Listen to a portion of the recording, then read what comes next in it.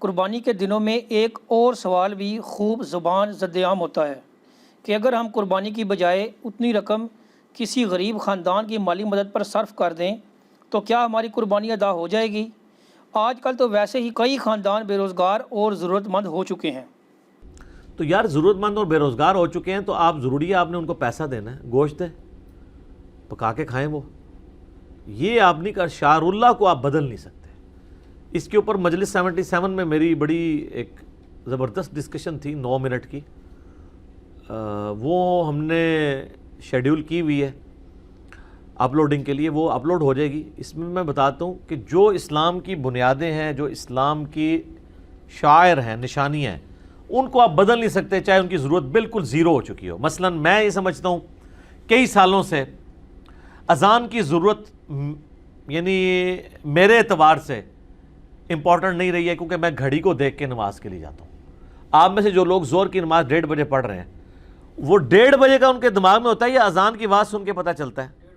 1:30 بجے ہوتا ہے۔ یہ تو آج کل سمارٹ فون ہے تو وہ بول پڑتے ہیں نا، وہ آپ بند بھی کر دیں تب بھی آپ کے دماغ کی گھڑی کہے گی 1:30 بجے نماز ہے۔ تو ہم اذان کو سن کے تو مسجد میں نہیں جا رہے ہوتے، لیکن کیا کوئی جرت کر سکتا ہے کہ جی اذان ہی ختم کروا دیں؟ نہیں، شعار اللہ باقی رہیں گے اسی طریقے سے۔ اسی طریقے سے بخاری میں آتا ہے کہ نبی علیہ السلام جب ہجرت کر کے مدینہ شریف گئے تو جب وہ صلح حدیبیہ سے اگلے سال عمرہ کرنے کے لیے آئے تھے تو کافروں میں یہ مت مشہور تھی کہ بڑے کمزور ہو چکے ہوں گے، تو نبی علیہ السلام فرمایا کہ تم نے پہلے 3 چکروں میں رمل کرنا ہے، اکڑ کے چلنا ہے، تاکہ ان کو پتہ چلے کہ کوئی ایسا مسئلہ نہیں ہے۔ اب وہ تو اس وقت کے لیے تھا، لیکن وہ سنت قیامت تک کے لیے مرد کے لیے باقی ہے۔ جو عمرے کا، جو احرام کی حالت میں، ایک تو عام طواف ہے نا، اس کے لیے رمل نہیں ہے، جو احرام کی حالت میں طواف ہوتا ہے اس کے پہلے 3 چکر جو ہیں وہ مرد نے رمل کرنا ہے، اکڑ کے چھوٹے چھوٹے قدم اور تیز چلنا ہے، کیونکہ شعار اللہ ہے۔ شعار اللہ تو آپ بدل نہیں سکتے۔ جو چیزیں اسلام میں ایز اے دین تعلیم کی گئی ہیں ان کو آپ بدل نہیں سکتے، اس کی ضرورت ہے یا نہیں ہے۔ اسی وجہ سے ہم کہتے ہیں نا کہ یہ جو آپ قربانی میں آڈیو ریکارڈنگ پیچھے چلا دیں تکبیر پھیرنے کے لیے، تو اس سے مسئلہ حل نہیں ہوگا۔ کل کو تو پھر آپ سامنے آڈیو ریکارڈنگ لگا کے امام بھی کھڑا کر لیں، مغرب اور عشاء کی نماز کے لیے امام کعبہ کی ایک ریکارڈنگ ڈاؤن لوڈ کر لیں اور آپ یہاں پیچھے پڑھتے رہیں نمازیں۔ یہ آن لائن نمازوں والا بھی کرونا کی وجہ سے ایک معاملہ آیا تھا، اس طرح نہیں ہوگا۔ وہ جو چیزیں وہ اسی طریقے سے رہیں گی، ان کو آپ بدل نہیں سکتے۔ وہ اسلام کی بنیادیں ہیں، ان کو آپ چھیڑ نہیں سکتے۔ ہاں ان کے ہوتے ہوئے اس میں فیسیلیٹیشن کوئی کرنی ہے، کسی نے فیسیلٹی کریٹ کرنی ہے تو وہ ضرور کریں۔ اور باقی یہ جو بہانہ ہے نا کہ جی وہ غریب لوگ ہیں تو ہم کریں ان کو مطلب پیسے دے دیں قربانی کی جگہ، آپ نے یہ دیکھنا ہے کہ اللہ تعالیٰ کو اس دن کیا چیز پسند ہے۔ قرآن میں سورہ حج میں ہے کہ اللہ تعالیٰ کو نہ تو گوشت پہنچتا ہے نہ خون، وہ تمہارے دلوں کے تقوی کو دیکھتا ہے۔ ایک ضعیف حدیث ہے کہ عید قربان والے دن کوئی شخص کتنی بھی نیکی کر لے وہ کبھی بھی قربانی کا مقابلہ نہیں کر سکتی، اور اس کو سپورٹو باقی چیزیں موجود ہیں جو حدیث ہے ابن ماجہ کی، کہ جو اور حاکم میں بھی موجود ہے کہ جو استطاعت کے باوجود قربانی نہیں کرتا ہماری قربان گاہوں سے دور رہے۔ تو نبی علیہ السلام نے ایمفسائز قربانی کے اوپر کیا۔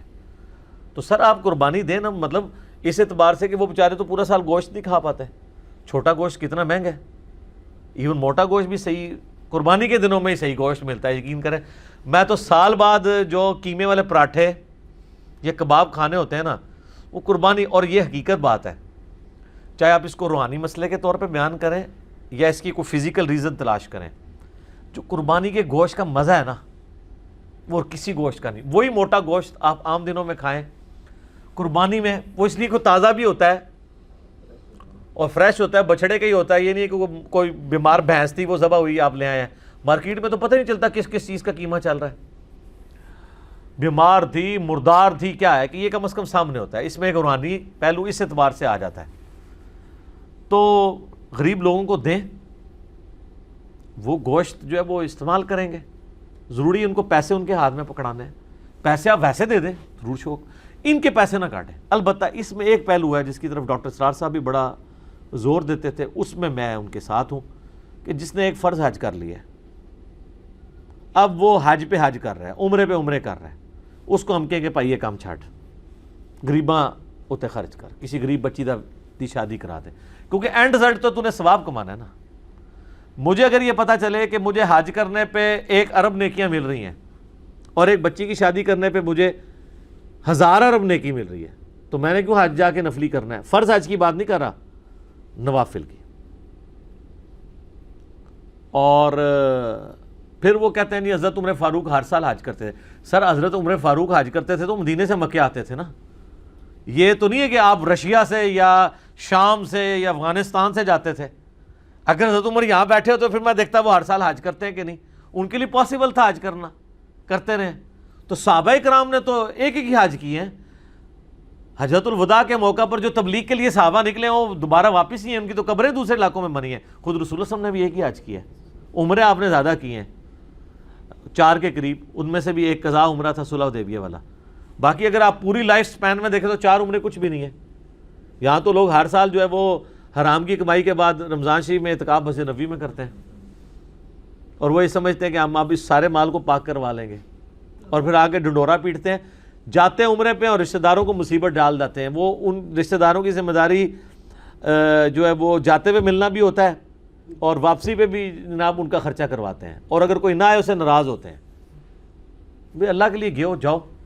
تو اس طرح کے جو فالتو قسم کے حج عمرے ہیں نا, میں تو 2014 میں لاسٹ ٹائم گیا ہوں نا, میں نے اپنی وائف سے خانہ کعبے میں عہد لیا ہے کہ پائی اون نہیں آنا اتنے.